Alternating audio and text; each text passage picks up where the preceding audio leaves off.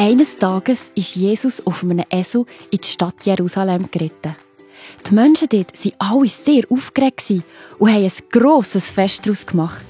Sie haben Palmblätter abgeschnitten und haben sie auf die Strasse gelegt. Auch ihre Mäntel haben sie auf die Strasse gelegt. So hat Jesus wie auf einem Teppich in die Stadt reiten. Menschen sind ihm nachgefolgt und haben grossen Lärm gemacht.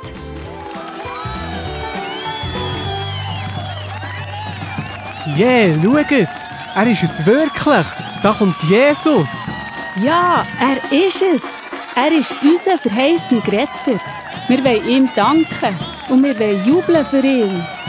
Ja, und jubeln für Gott, der seinen einzigen Sohn auf die Erde geschickt hat. Ja, Jesus! So toll bist du da! Wir feiern dich! Du bist gross! So haben sie ihre Freude und Dankbarkeit gegenüber Gott ausgedrückt.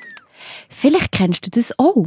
Wenn du deiner Mami oder deinem Papi etwas hilfst, dann freust du dich, wenn sie dir Danke sagen. Oder wenn du deinem Freund etwas schenkst, ist es schön, wenn er dir Merci sagt. Auch Gott liebt es, wenn du ihm Danke sagst. Du kannst Gott Merci sagen für all das Gute, was er in deinem Leben macht und was er dir jeden Tag gibt. Dir kommen sicher ganz viele Sachen in den Sinn. Zum Beispiel deiner Eltern, dein feine Essen, deiner guten Freunde, dein Zimmer, deine Spielsachen, dass du rausgehen kannst und spielen und umrennen und so weiter. Du kannst dich so fest freuen, weil Gott meint so gut mit dir. Die Leute in Jerusalem haben Jesus gefeiert. Sie haben Gott gedankt, dass er so gut zu ihnen ist und sein Sohn Jesus jetzt bei ihnen ist. Aber nicht alle hatten Freude an diesem Lärm. Ein Pharisäer hat zu Jesus gesagt: Jesus, sag deinen Jüngern, sie sollen still sein. Ein sättiger Lärm. Und was sie da sagen, ist unerhört. Die rufen ja, dass du der Sohn von Gott bist. Und er ist noch so laut.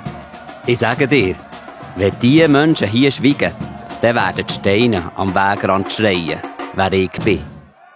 Jesus hat sich nicht von diesem Pharisäer abziehen lassen. Er hat gewusst, Gott liebt es, wenn man ihm dankt und ihm laut Lieder singt.